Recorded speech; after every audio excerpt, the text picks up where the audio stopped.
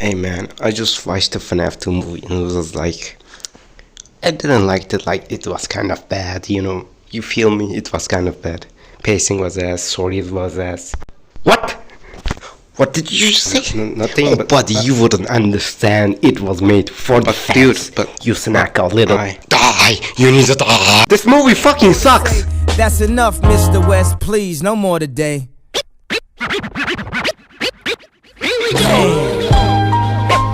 Here we go again. Everybody saying what's not for him, but everything I'm not made me everything I am. I'm feeling romantic. Alright, chat. Let me confess something. I've been a long Fnaf fan, long Fnaf fan. I've been there since the beginning, you feel me? I was in middle school watching Fnaf lore videos and I was like, oh, Freddy Fazbear, or. I find that hard to believe because, girl, you like Five Nights at Freddy's. What does that mean?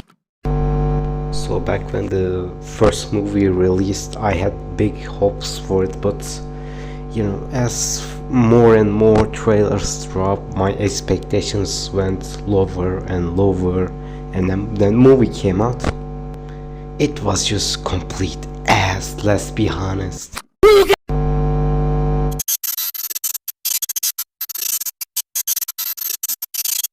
What I hoping to have was so you know how in FNAF the blood, the gore are all just hidden away in just mini games and such, you wouldn't see blood. And I want to do a FNAF movie to be stop holding back, but it was just kid friendly as always. And before you comment, no, my only problem wasn't the fact that there was no blood. I'm not ooh, there's no blood. No, dude, it's if there is no blood, it's fine for me as long as the story is good. Which it wasn't, it was just terribly written. I'm getting out of here! Which means my only hope was that they would improve on the second movie. And before the movie dropped, the critics reviewed the movie and it was like, oh, no, you can't do this to me. You know how much I sacrificed? And then comes December 5. I watched the movie myself and I can say that they did not improve, at all. Dude, it has the exact same problems as the first movie. How? No, genuinely, if you have a problem with the first movie, chances are it still exists in the second movie. In fact, even the positives are the same. If there is something I like in the first movie, it applies to here as well. Dude, this is the same shit. Release me! So I was like, damn. How did they not learn their lesson? The critics absolutely dunked on the last one. How did they not improve at all? Then I remembered. Oh, wait a minute. The fans absolutely glazed the last one. They did tricks on Scott Smith. They were like, ooh, what's this? The critics said the movie was bad. And critics are absolutely terrible. Their opinion does not matter. Reviews are honestly kind of funny though. Especially IGN's saying fans don't want story, they just want scares. Clearly they have absolutely no idea why we love this franchise. Dano, I'm gonna kill Rigby right in front of your fucking eyes. I'm gonna torture them. Dude, and the exact same thing was happening with this movie as well. They were like, oh, this was made for the fans. Dude, maybe fans should improve their standards? Huh? Raise their standards maybe? Do you remember how critical people were about security breach? Well, maybe we should be that critical to the other FNAF media as well, dude. Because that way, at least the shit we get would be even decent, remotely decent. Here is Scott himself saying he listens to the fans more than the critics. To me, that if the critics had loved it, but the fan base was grumbling and saying, "Wait, this isn't how it is in the lore. Wait, we didn't like this. I don't like how they did this, and this." And the fan base was unhappy. That would be a failure to me. I'm perfectly happy with all the critics hating it and the fan base reacting positively to it. See, this is exactly what I'm talking about, dude. If we reacted negatively to the first movie, dude, things would have been way better. But no, we can't be negative. Why are you so fucking negative all the time? Do you remember how I said this movie has the exact same negatives as the first one? Well, that was a lie. Because there is a new one. It felt like I watched absolutely nothing. Like, this was such a nothing burger of a movie, dude. And in order to explain how, I gotta explain the plot. So we open up with Charlie Emily. She's being a loser. Fucking loser. Look at her sitting all alone. Ew. You deserve to fucking die, bitch. And then he sees Spring Bonnie luring a kid to the backstage. And then she goes up to random adults asking for help, and none of them apply, which is extremely unrealistic, by the way. So she decides to go find him himself. I mean herself. Oh my god, I misgendered a child. So anyways, she finds the kid with 28 stab wounds, 28 incognito tabs. And this kid somehow has enough strength to carry an unconscious person. Do you know how hard that shit is? And somehow William cannot catch up to him. How? Dude, and then Charlie Emily carries the kid to the stage and then drops him. It shows the stab wounds, by the way, and the rest of the people, dude, they don't care. Their face is killing me. Why nobody give a fuck? So anyways, back to the present. So Abby has a school project or something, and teacher is like, wow, that is bullshit. So anyways, next scene. The last part was important, I promise. So Abby is being a little bitch again, and she's like, oh, but I miss my friends, my dead friends in the suits, in the furry suits. So Michael's like, so they go to the restaurant to check up on the kids, and they are gone. They're not there. Abby is crying and bitching about it, but they're not there.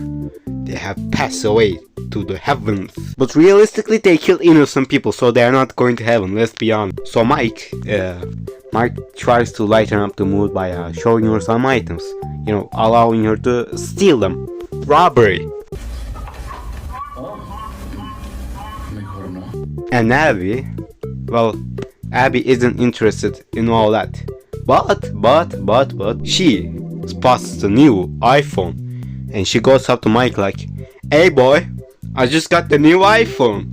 Hey boy, I just got that new iPhone. It even got an app to destroy all ops. Watch this. Driving in my car right after. Oh! Later on, Mike and Vanessa go on a date.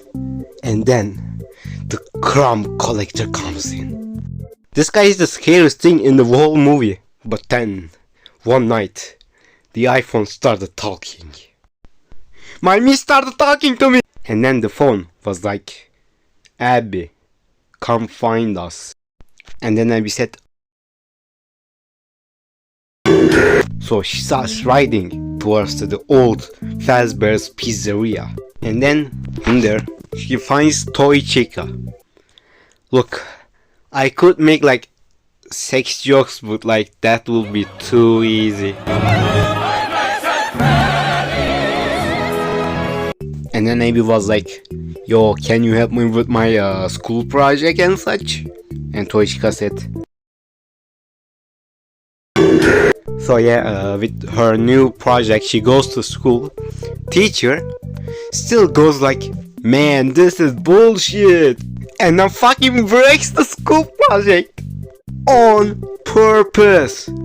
So yeah, like, hello, base department? So she goes back to Toy Chica again, and she's like, he broke my school project. Ooh, ah. And Toy Chica goes, I'll be your school project. Boom. Look, I know I said I wouldn't be making any sex jokes, but like, You know damn well one of the kids went, She is such a bad bitch though. I will fuck the shit out of that robot, man. I'm not. so anyways, Toy Chica spots the teacher and she goes like, grr, I'm gonna kill him. Also she has like a corny ass line that goes, Just want to see what's going on inside of his head. and she means it literally, like, get it guys? She opens his head up. God damn it. So yeah, anyways, Toy Chica kills the teacher, which is like, yeah, deserved. Kill that boy! Kill that boy! Oh, and by the way, Mike meets up with Henry. Yes, Henry, Emily, and Henry drops some banger lines like, holy shit, I don't know what's up with Scott and him locking the fucking when it comes to Henry's lines. Like, no dude, this man only drops banger lines for Henry and no other character, man. Also, Henry gives Mike a music box to help calm down Charlie. Oh fuck, I forgot to mention. So earlier in the movie, blah blah blah, three teenagers go up to the old pizzeria to record some shit, and the Mike is there. No, not that Mike. Michael Afton. And Charlie kills them. Why does she kill them? Well, her motive is that she hates parents. Yeah. So remember how parents didn't listen to her? Yeah, that's it. It's such a stupid motivation, but like, whatever. So yeah, Charlie is the villain, which is like, I mean, it is interesting to take her and turn it into a villain, but like, they did it so terribly. So yeah, Mike and Vanessa try to stop the animatronics because they are controlled by Charlie or whatever. And Abby being the retard she is, she typed the code that apparently lets animatronics go outside. Fantastic, like, Abby, entire character of Abby is being a manipulated, naive child. Like, that's it, that's her only character. And animatronics themselves are on random houses trying to kill the parents, which I don't know how they entered without anyone noticing them. They have loud ass footsteps. How the fuck does not anyone notice? So yeah, Mike and Vanessa part ways. Mike is in the office locating the animatronics, and Vanessa goes to find them.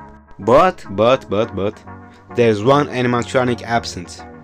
Mangle, which she somehow managed to climb on top of Vanessa's car, which leads to the funniest scene in the entire movie.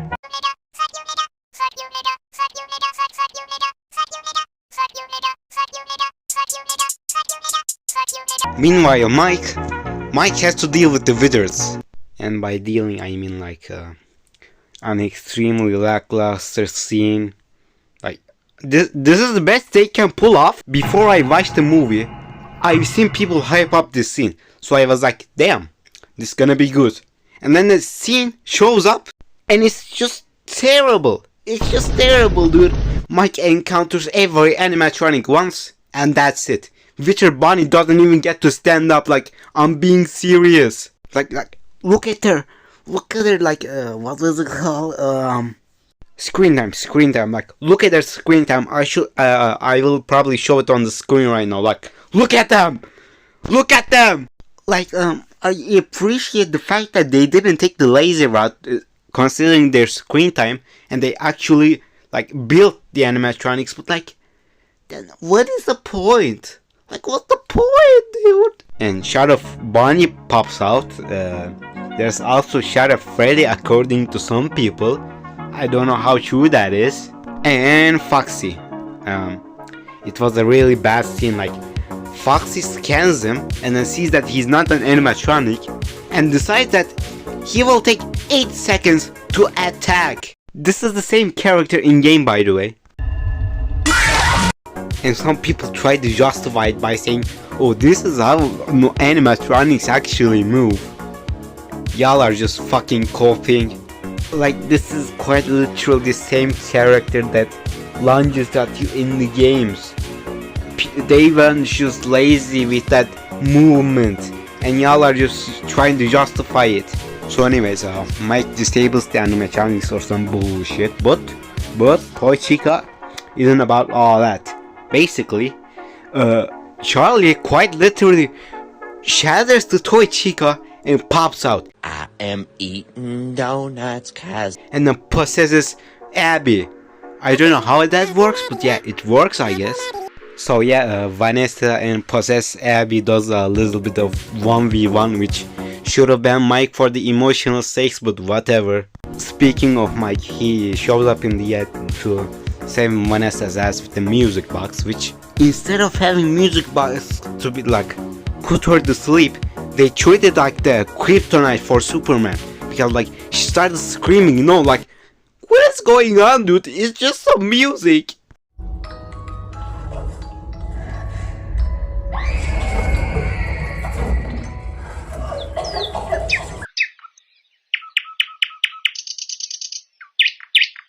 So anyways, so they are celebrating and such, but then Mike Lafton shows up and he goes like, Vanessa, you little cock, you were supposed to continue our father's legacy, you cock.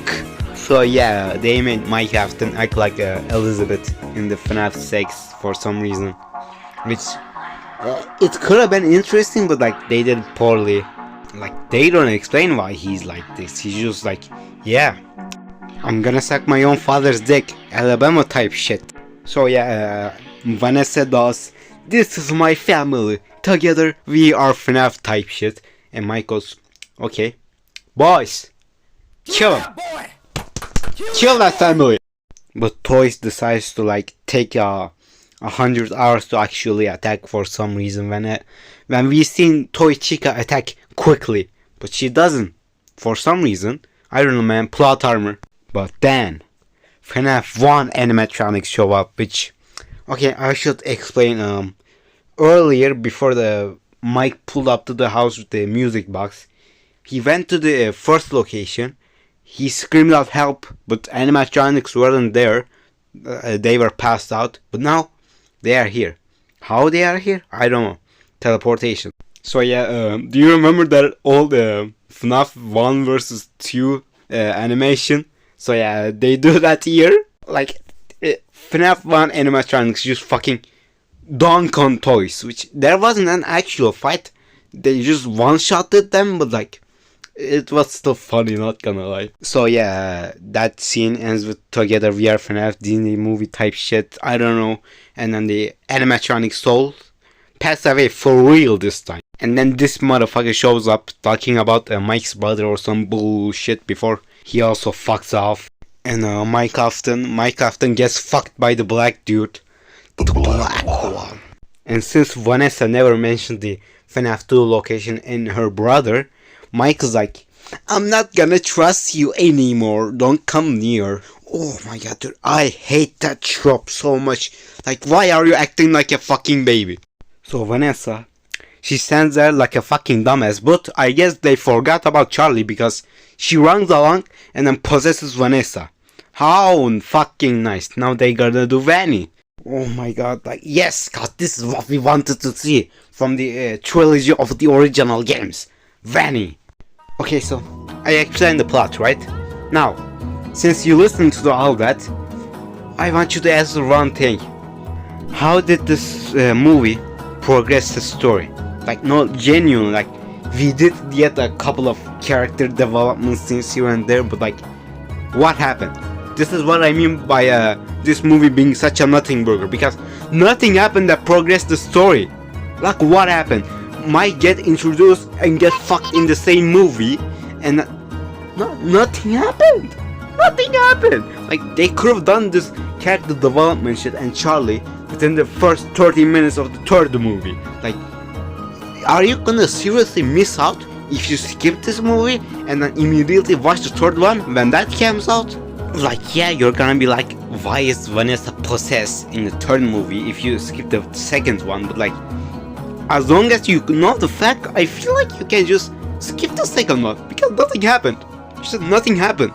Like, it feels like they made this movie just because like FNAF 2 exists and like they can have fans going, oh, why did you skip the second game? You know what this movie should have been? Just ditch Charlie, like, just fucking delete Charlie, because her motivation, although interesting. They executed it so poorly that you just take her out of here. She feels so forced, dude.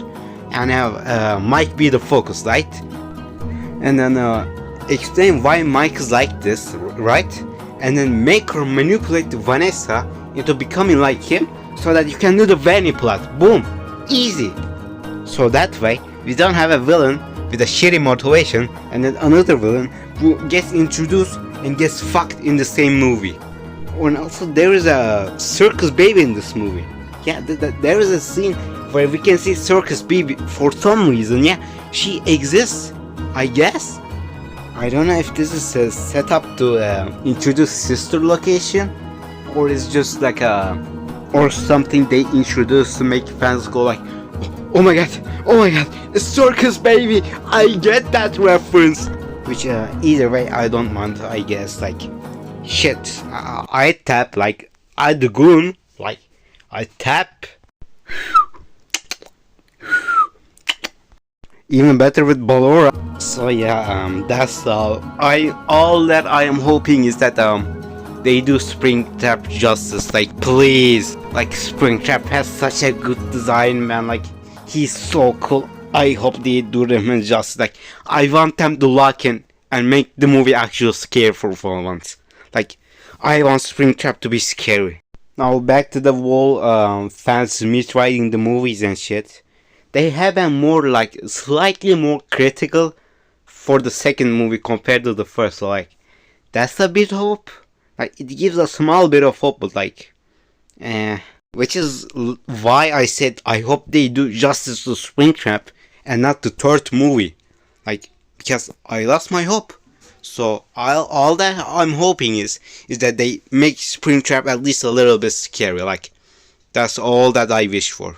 Like, having the movie be good, like, is just out of the question for me at this point. They will not learn, most likely at least.